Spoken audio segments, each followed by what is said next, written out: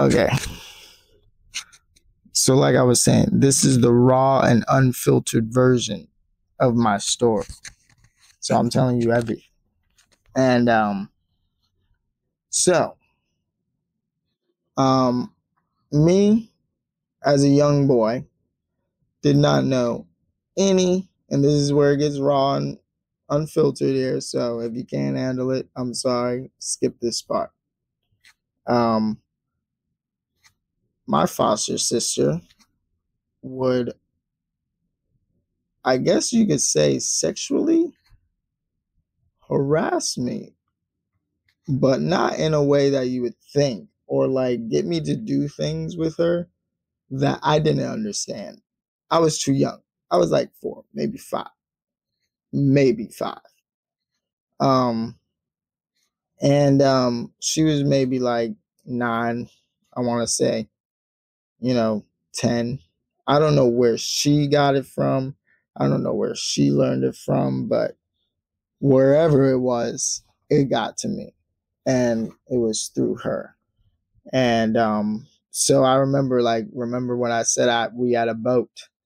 We would go down and they had a house in the Keys, which was dope. Like the days that we would go to the Keys, which were mainly in the summer, we would stay there the whole entire summer, like 2 months. They had a beach house.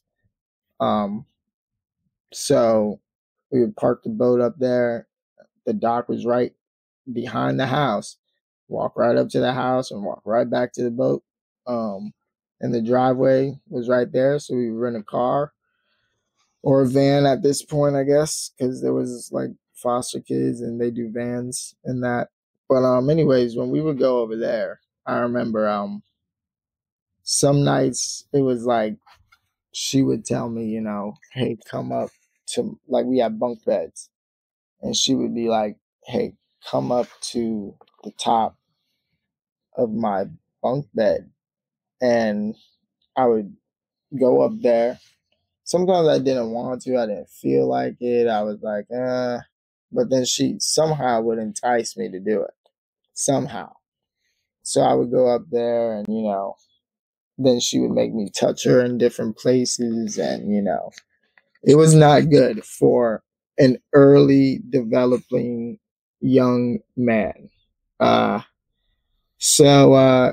after that, it happened more frequently. It was like every other night, maybe. And it's like, this is not good, right? So I never told anybody about it. Like, I told a couple people, but like it was more recent, like recent nowadays type of thing. Maybe a couple years back, maybe 5. I told like one person, maybe, but that's about it. Like, not even really anybody knows, but now I guess everybody knows. This is why it's called the raw and unfiltered. Um, yeah, so it would happen every night, and then I would just get used to it, to the point where I would, ask her, like, are we doing this? Like, I was so used, like, this is how frequent it was. It was bad. And so you think about this. As a kid, you're not understanding what's going on. Like, you think it's just, this is normal. This is how people work. This is what she wants. You do it. And like, no, no. She learned it wrong, and she was teaching me wrong. And I didn't know it at the time. And it would lead to serious consequences and actions that, like, shamed, and like, it's like you don't want to go through that at an early age. And it's like, yeah. So yeah, I remember all that. And when we were at the beach house, we would have like movie nights, but sometimes me and her would stay up a little later, and like she would tell me, don't wear no underwear, or I won't wear no underwear. And I'm like, huh? Like, I didn't feel comfortable, but like, she was my older sister.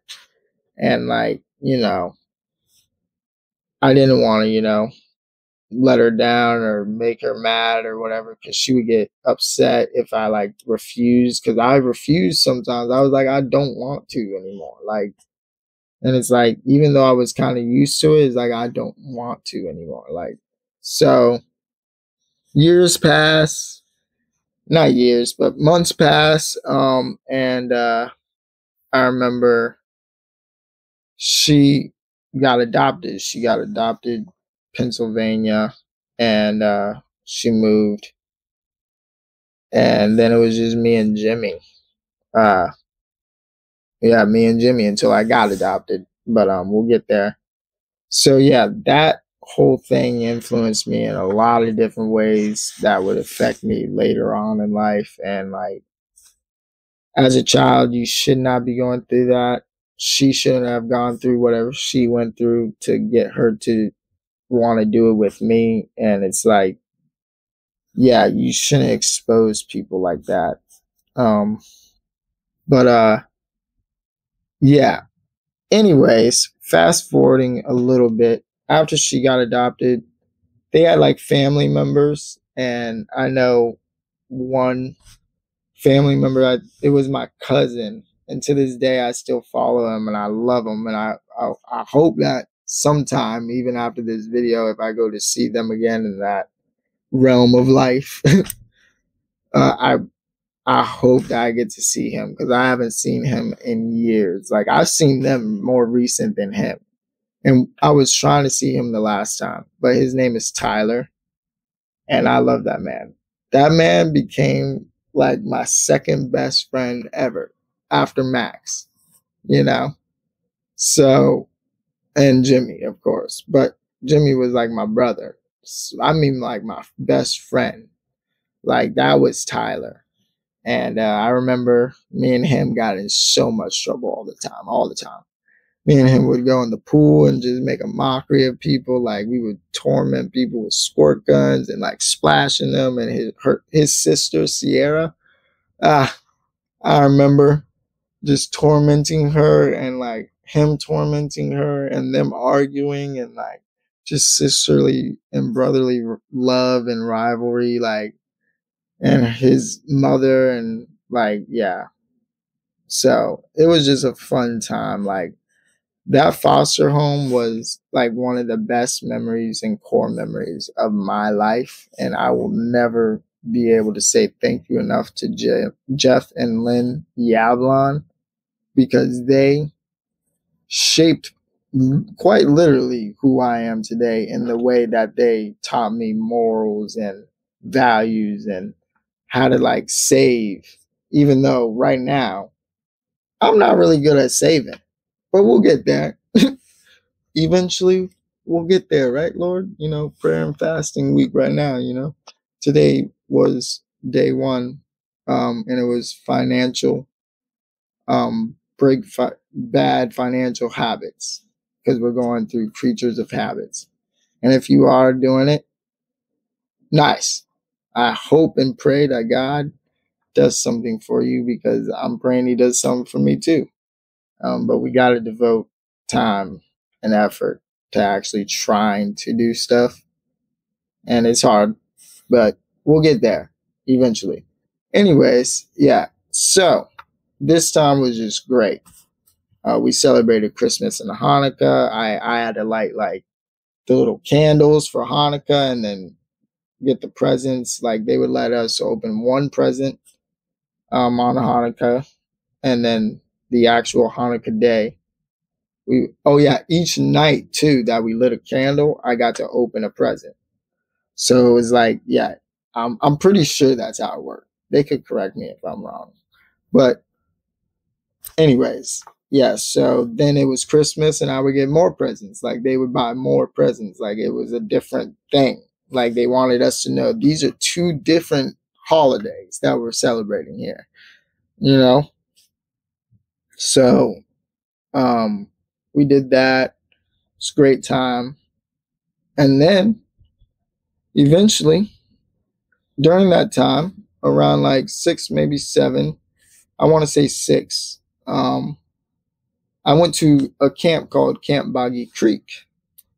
And this is my first time going, and I was excited because I had never been away from home like this before at a camp. You know, I've been to school and like church, like worship, children's worship stuff, you know, children's church, but that's about it. Um, but yeah. So I went to camp. I remember riding the bus, and the bus ride was always fun because there was just a bunch of kids, and we would always meet at this one building, and there was a bunch of kids. And I remember one year, like, well, we'll get there. Yeah, a bunch of kids, and we all get on the bus, and our parents drop us off, and there's like a leader and the bus driver. So those are the two watching us, making sure we get to the camp safely, and then they have staff there at the camp. Uh, Camp is probably only like 40 to an hour away from where we were, um, from Boca, I want to say. Because parents could drive theoretically to come and get you if something happened. That's like how close we were. So yeah, they dropped us off there, and you know they have different themes for the week. So like for different like diseases and ailments, they will have a week for those specific people to come, those specific kids who have those diseases, and it goes all the way from uh, pretty sure first grade to fifth, pre-K to fifth.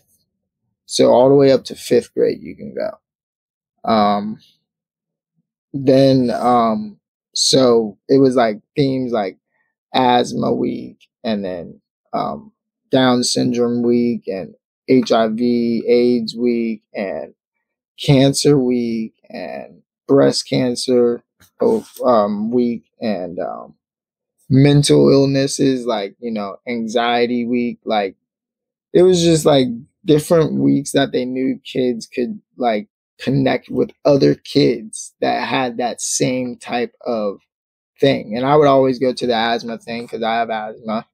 And, you know, so asthma week we would go, and all summer, you know, they had these different weeks for these different diseases and stuff, and different kids, even for disabilities. Like it didn't matter, like if you had asthma and a disability, come. If you just had a disability, come. Like it don't matter. Like come whichever week. Just sign up for a week and we'll have fun, you know? But they did want you to kind of come the week that you were diagnosed for, like, you know, just to make it more like special. Like you get to meet other kids with that disability or disease or whatever, and know that you're not alone. Like, you know, there's other people out there like you.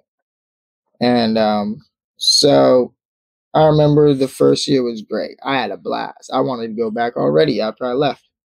And yeah, so then the following year, and this is when it gets crazy, I do go back. And yeah, this year I met who is now my brother, who you saw in the back, Nathaniel, at this camp before we were brothers. So let me tell you this story. The first year I met him, he was in my cabin, but we didn't really talk. We hit it off at like the last 2 days. Like we started talking more. And then we were like, all right, see you next year, you know? See you next year if you come the same week as me, you know? And we're like, you know, we hug each other and we're off. Then the next year, he's in my same cabin again. And bro, this year we went off. Like we were like toe to toe together. Like you could not split us up at all. You could not. If Nathaniel was there, I was there. If I was there, Nathaniel was there. You know, and we would sit together, eat together, play together. Whatever we did was together. And to this day, we still share stuff, even though we fight and have our little differences. We literally share everything. I try to, at least, and he tries to. You know, sometimes we keep things to ourselves, of course, you know. That's his food, that's his drink, you know. But sometimes if we get a pack of soda, we'll split it. A 12 pack, you each get 6. And that's how we do it, you know. That's how we've always done it. even before we were brothers, like, as you can tell. So we would do everything together. And I remember this one time during the week, I think it was in the middle of the week, actually, of this time, we kind of got into it like brothers. Like, so, my disability, a lot of my life, the places I went, people would be fearful of me suing them because of my disability and my unsteadiness when I walk.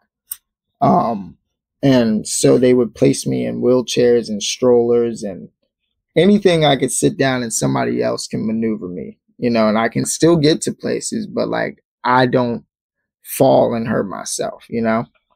So one day I remember like I wanted to push my stroller and walk. Like I can walk. Like if you know me, I can walk and I play drums and I run and play a lot of sports with other people. Like I can do things God has blessed me with a lot more than what most people can say with a disability like mine. So I'm grateful. And it's like, but I wanted to push myself. I'm like, I can walk. And I've always been that way. Like, I can do this. I mean, now more recently with all the life that's happened and, even more life happening. I've been saying a little bit and I got to break away from that habit too. Saying I can't or it's not going to happen or whatever it may be. But like most of the time, I'm usually like, nah, I got this. I'm going to do this. So Nathaniel wanted to push me, and I did not want him to push me. I wanted to push the stroller, and that's it. So then me and him start wrestling in the grass, wrestling, and they break us apart and send us to the staff house, like the main staff building.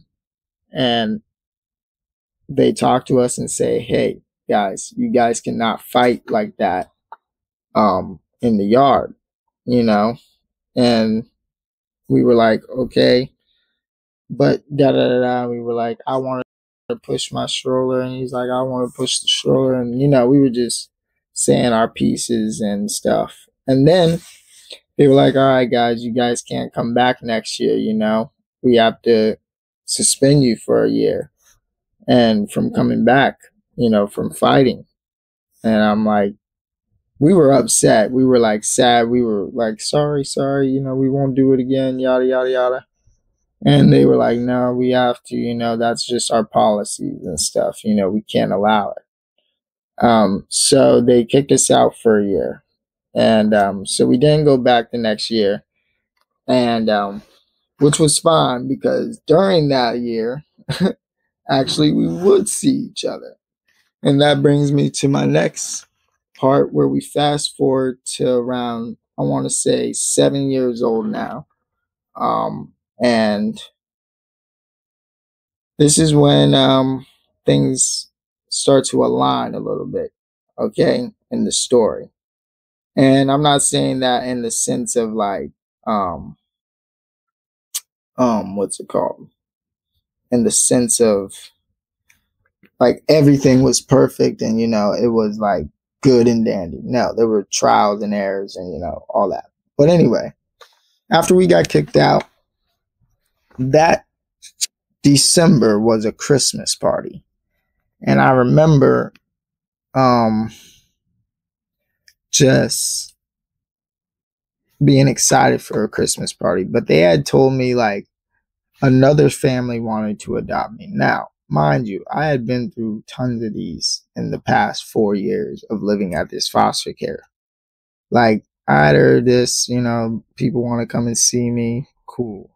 Most of them don't want me because my disability and the medicine and the doctor's appointments and yada, yada, yada. They want a healthy baby. Okay. And so, I go in with kind of low expectations. I'm just going for Santa Claus, to be honest. Like I'm a 7-year-old. Like I want to see Santa Claus and get some presents. Like, okay. And frick you talking about here. Okay.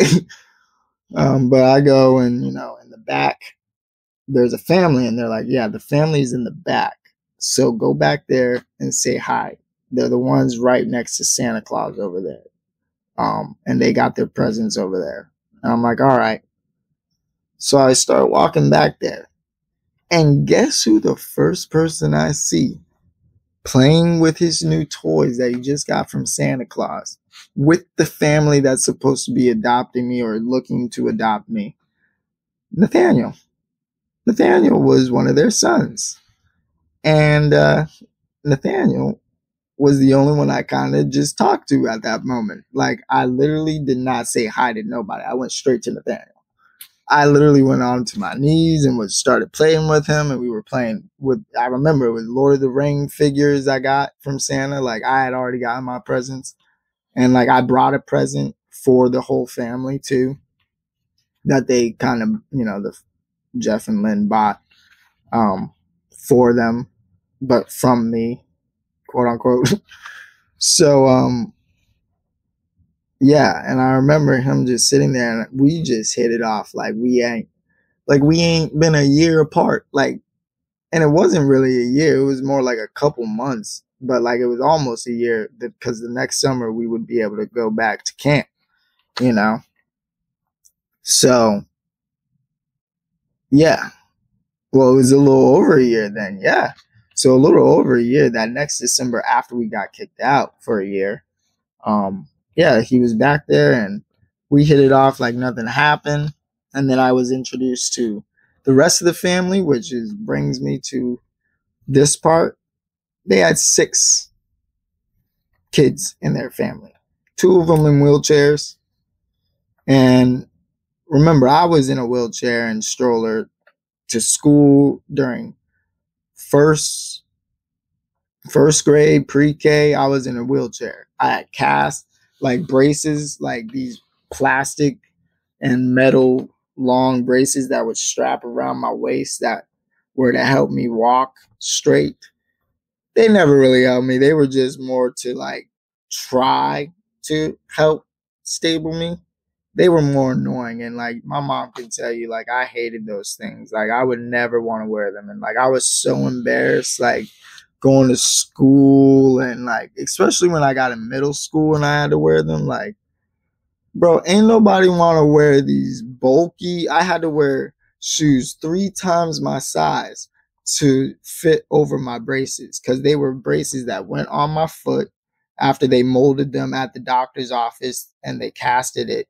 They would cut it out and then they would mold it into a plastic form with these different pieces that you had to Velcro in and like put the little tongue thing in and then Velcro that. Like, it was a whole mechanical process that I had to go through every single day just because these doctors were like, this is going to help you walk straight. Buddy, only God can. Am I right? Can I get an amen? Okay. But anyways, yeah. So they were like, yeah, you got to wear these. And my siblings had them too. So when I went there to this party, they had them on their legs. And I'm like, oh, they're like me. Wow, welcome to the party. Anyway, sorry, that's so stupid. But like I can laugh at that, okay? Um, anyways, so I meet the family and immediately I fall in love with them. Like, of course, Nathaniel's there, bro. Like, I want to be like, what? You're gonna be my brother? I literally look at him and I'm like, you're gonna be my brother. And he's like, what? I'm like, you're gonna be my brother. And he's like, no way. I'm like, yes. And then, sorry, I heard a noise over there. I don't know what it was. But anyways, yeah. We got to visit. I got to visit them. They lived in Palm Beach, where I grew up the rest of my life, mainly. And still to this day go there. But I grew up, they lived in Palm Beach. I grew up in Palm Beach County, but they would take me every weekend to get to know the family. Like in foster care, you would go a weekend. Like every couple weekends, you would get to go and live with the family for the weekend and do what the family does and eat with the family at their table and, sleep with them in the bed that you're going to sleep in and all this stuff. So that you can get comfortable, and kind of learn their routine and what you'll be doing and like how to work and who's who and like get to know the other kids. It's like, this is going to be the rest of your life here, So you want to be comfortable. So yeah, we do that, and yeah. So I fell in love with them, and I would never want to go back like to the foster house after that. Like I would be like, no, I want to go to Palm Beach. I don't want to go home. I don't want to go home. I want to live with you guys. And like once I get attached to people, like I get attached to people. I have attachment issues. Okay, I'll admit that here. I have some attachment issues, but that's because like I love so hard. Like when I like know I want to be with y'all forever, I want to be with y'all forever. Like, and I don't want to lose you. So like, if you know me, you know I get attached very easily, and even to my clothes. I was telling somebody like yesterday, all my clothes, I can name you every place and every person that has gifted me the clothes. Because most of my clothes, even the shirt, Faith Over Fear, I just got it for my birthday. Yeah, from other people. And I wear it with pride because like I love all my clothes and I know every single person that gave it to me and when and what time. Like, not the time exactly, but the date, I should say. And like, what occasion it was. Uh, so yeah, I love my family and everybody that gifts me stuff. But anyways, yeah, so I wouldn't want to go back. And then eventually on August, I want to say August 6th, I got adopted. August 6th, 2006, I was officially a Gorenflo. And they asked me, like, before I got adopted, hey, when you get adopted and the paperwork goes through, on your birth certificate, there's one name. Do you want to change your name to Dondre Machiavelli Davis Gorenflo? Or Dondre Machiavelli Gorenflo? Or Dondre Davis Gorenflo? And keep your last name. And I'm like, Davis. Like, I still want to keep Davis. I don't know why. Like, I still want my mom and my dad to be a part of me still. Like, even if like I let go of that part, they're always still there. Cause like I got to know my mom and a little bit of my dad. Like I barely remember my dad except that one memory I shared with y'all. And like, he was there, like, but he worked. But like, it's like I didn't want to forget that part of my life. So I was like, I'm gonna change it to my middle name. And so that's what they did, and I became Dondre Davis Gorenflo, who I am today, known as on my birth certificate, driver's license, and everything else. Anyways, after I was adopted, I moved in to the Gorenflo residence. And this is when God starts to do his work on me because before, I was able to watch pretty much anything on TV. If it was reasonable for kids, like Wizards of Waverly Place, SpongeBob, which people, and we'll get into that, are iffy on. And shows like that, Fairly Odd Parents. I grew up in like early 2000s, okay? So forgive me for these shows if you've never heard them and you're just listening to this story as a younger person. I am 27 now, just turned 27. So yeah, I would watch those shows all the time. I had a collection of the first 3 Harry Potter movies at the time. And so I would watch those constantly. Like I like Harry Potter and Wizards of Waverly Place and just magic and all that. At the time, like even though like we celebrated Christmas and all that, it wasn't like a solid faith as I have right now and understanding doctrine like I do nowadays. But it comes with growth, ignorance. It's okay. God understands, he's not gonna, shame you for it. There's no condemnation with those who are in Christ. So yeah. Yeah, these shows I would watch, and I had the Harry Potter collection. As soon as I got adopted, they threw all that away. They said, yeah, in this house we praise God and we serve the Lord. We go to church, and we try to do our best to represent God and what He wants us to do. So at a very young age, well, 8, because there was 6 other children there. My brother's names are Jonathan in order of age. Jonathan, Brian, uh, me, Nathaniel, and Thomas. So five of us, and then 2 sisters, Megan and Adrian. Um, and then my mom and dad, Les and Rita Gorenflow. So yeah, we all 9 lived in the same house. Now, when I got adopted, they owned a duplex, like both sides were theirs. And they had other family there that they knew, but the family had since moved out and they just took over the other side too and started paying for both sides for the amount of kids and space they needed. So yeah, I remember living there and it was very, very, very run down. Like, guys, I'm telling you, like, commodes would overflow. With a lot of people and a lot of kids and a lot of special needs, like the housekeeping can't stay top tier. So it was like there were crumbs on the ground from us children running around eating stuff, when we should be at the table, and like in our rooms, like when we should be at the table, like, and they would, make us do that, like, and smack us when they found out we were outside of the kitchen with food, but when they didn't catch us, it got messy, so like, we had roaches, mold, all that. Like, it was a mess sometimes. And like, we got it clean, as much as we could. And we would do a deep clean, like with the whole family throughout the whole house, both sides, every room, the kitchen. And like, we would do a real good clean every year. Like, maybe even in the middle of the year and at the end of the year, every 6 months. Like, my mom would want to try to at least, do something. But in those 6 months, you could walk in and it, like, 7 pillows on the ground, somebody's shirt is laying there, a bottle is over there, like, yeah, like a baby bottle. Not that type of bottle. It wasn't that. As you can tell after they threw out my Harry Potter films. But anyways, I just remember early on,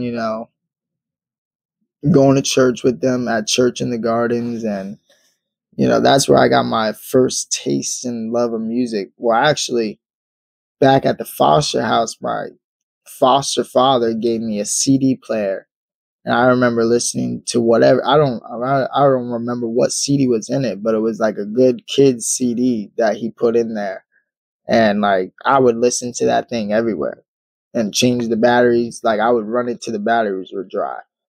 So yeah, I remember that when I was going to church with the Gorenflows, or my family now. Just looking at Nate play the electric guitar. Nate was the electric guitarist at the time. This was before I was interested in drums. My brother Brian was actually the one that got me into drums more as he got into drums.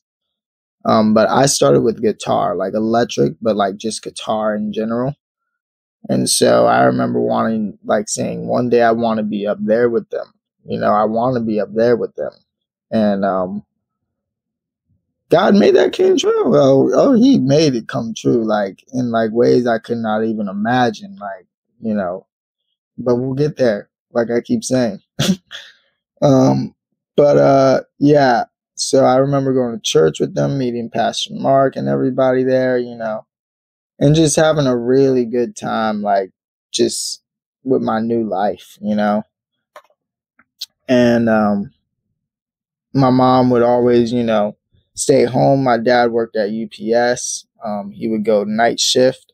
He used to work during the day, but then he turned to night shift, just because he wanted to be there just in case during the day she needed somebody to be home with the other kids if she needed to go to a doctor's appointment or something.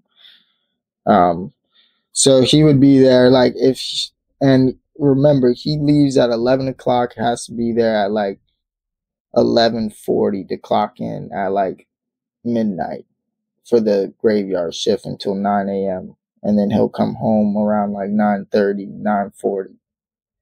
Um, so that's what he did. And then my mom was stay-at-home mom, did all of our medicines, took all of us to every doctor's appointment. And we had a big van.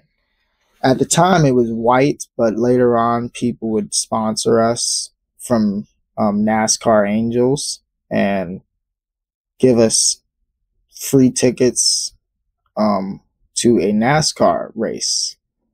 I had a lot of blessings in my life that I'm going to be able to share with y'all throughout the story. But yeah, so the van had a wheelchair ramp and everything. At the time, it was white, like I'm saying. Right now, it was white, but it fit all of our family, all 9 of us. You know, the 2 wheelchairs even could fit in there. 2 wheelchairs, a power chair, and a regular push chair. My one brother was wheelchair bound. Thomas, he had a spinal dysfunction where like his rib cage would literally crush his lungs until like at the age of 13 he died from suffocation from his own rib cage suffocating him. You know, he was blind and couldn't move. He could move, but like not like walk or put his hand up like by himself, like to do it just because he wants to. Like it would just be a spasm, and then he would be stuck there for a little bit until he would relax, and then like, you know, go back to his position he was in or whatever. And he was blind, but he could hear. He could hear, and he loved music, but his favorite music was gospel music, and specifically the Gaither Gospel Band.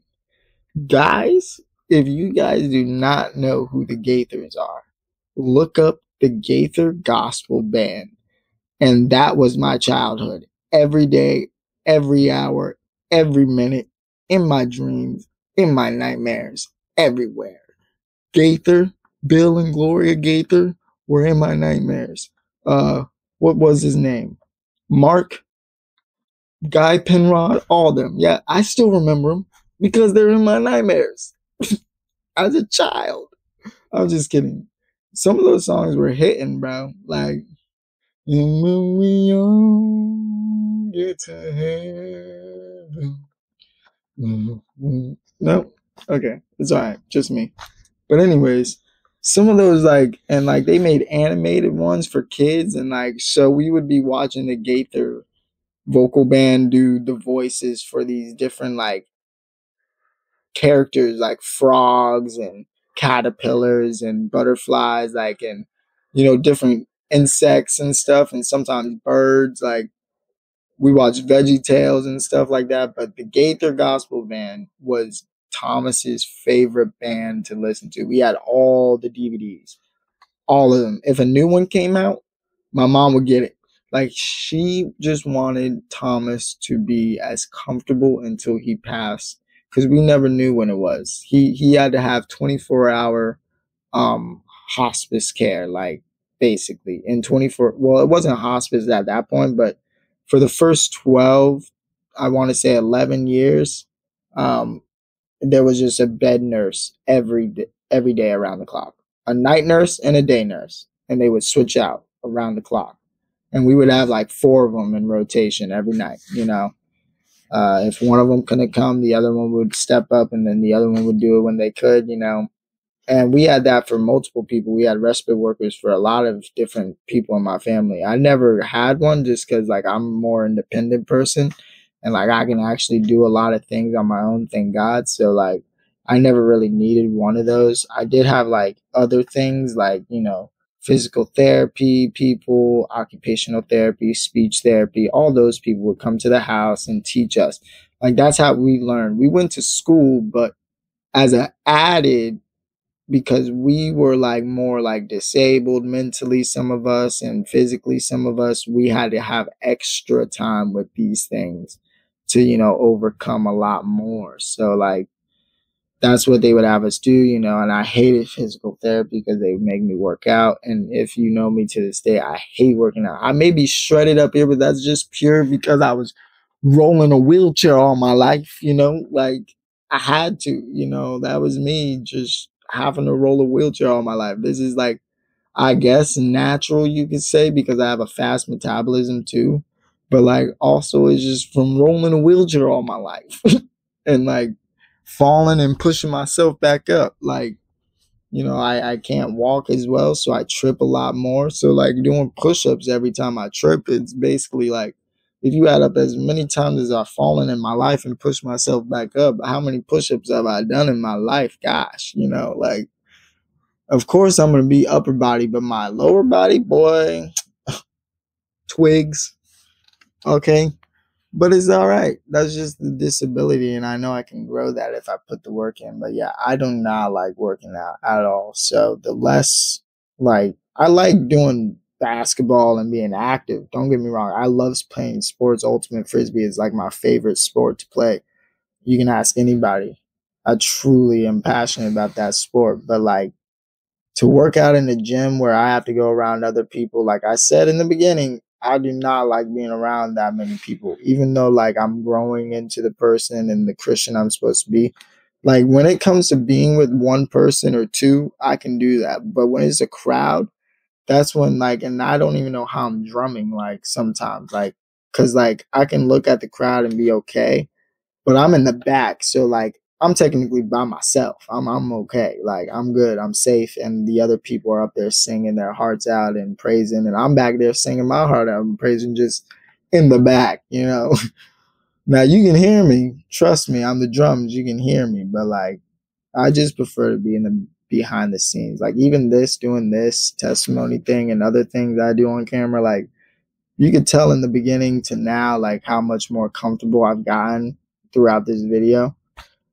Like if you go back to the very beginning, you can see that I was very nervous at the very beginning to like just even speak. So it's like I have to get comfortable, and it's like I'm not a very like if you know me, you think I'm outgoing, but if you don't know me, you think I'm very shy. So yeah, that's me. But don't get me wrong, I can initiate a conversation. Like I can go up to somebody and be like, "Hey," like if you're standing by yourself, I'm more likely to go up to you because I understand that. I'd rather be with you because you're by yourself. There's not more people around you, so I'd rather be with you. And then nobody can say we're by ourselves anymore, but at least there's not 100 people, surrounding us, suffocating me and in my bubble. But yeah, that's just me. Don't take it as the wrong way because I know Jesus is like, love everybody, be with people. But also, Jesus secluded himself, and also he had his favorites, okay? Jesus had his favorites. I will say it right now. Jesus had his favorites, okay? So Jesus had his favorites. I can have my favorites. Doesn't mean I love anybody less. I'm just saying I have my favorites, okay? So, yeah, so anyways, what was I talking about? Yeah. So we would have Gaither band, and he would have 24-hour, service for him because he couldn't do anything for himself. Um, and, they would come to the house, and at this time we were still living in a duplex. And then we had also a music coach that would come, and this is when I picked up the saxophone for like 5 months. And I gave up. Well, I didn't give up. My mom sold it because like we weren't using it as much. But like I would have eventually used it. Like just because I put down an instrument, like I put down the guitar for a good year, picked it back up, learned the rest of it. Like now I'm pretty okay with basic chords and like okay with like learning a song and the rhythm of it to be able to play it the way it's supposed to be played or sound like it. And then with drums, the same thing, I might put it down for a bit, but drums was different. Like drums, I was grinding like every day after high school. I would go and like do that. But anyway, we're getting ahead of ourselves again. That comes later, but we'll get there. Anyways, um, yeah, so we all had our own disabilities. My brother Jonathan also couldn't walk as well. But at the time before, he could pick himself up, walk a couple steps, and then drop back down to his knees. And then he would pick himself up, walk a little bit, and that's how he got around. He would do that outside too. His shoes would get all ripped up. We would have to buy him pants like almost weekly, shoes almost like 2 weeks, every 2, 3 weeks. Cause like he was like, and we wouldn't say nothing like, this is Jonathan. Let him, that's how he gets around. Like, let him do it. Don't dictate these people's lives. They are human beings and they know what they want and what they don't want. Like, and when he didn't want help, he would let you know it. Now, one of his hands, his right hand was like this the whole time. So his left hand, though, was swinging. Like, and it was strong. Like, it was muscle here. Like, because that's how he picked himself up. Like, he would fall sometimes and he would have to pick himself up with that one hand. And it would take him a minute sometimes, but sometimes it would take him like a couple hits and he's back up, Like, so it's like, don't mess with that man with his left hook. The right hook a little weak, but that left hook will knock you clean out. And he used that hand as his weapon. Okay, that was his only weapon in self-defense. Like, but he was the sweetest soul too. He would hit on all women of all ages, not like young ages. He didn't like kids like that. Don't be sus, bro. Okay, but like he would like any a 80-year-old would walk by and he'd be like, "Hey, can I get your number?" Like, what, Jonathan? You dog. Stop that. That's somebody's grandma. Stop. 40-year-old, 20-year-old, doesn't matter. 30-year-old, doesn't matter. He's hollering. Okay? Married? Oh yeah, if you're married, he wants you even more because he's like, yeah, if you a good wife, if somebody already wife you up, that means you'll be a good wife to me. He was more like Solomon of the Bible. Like he wanted everybody to be his wife. Like so like, yeah.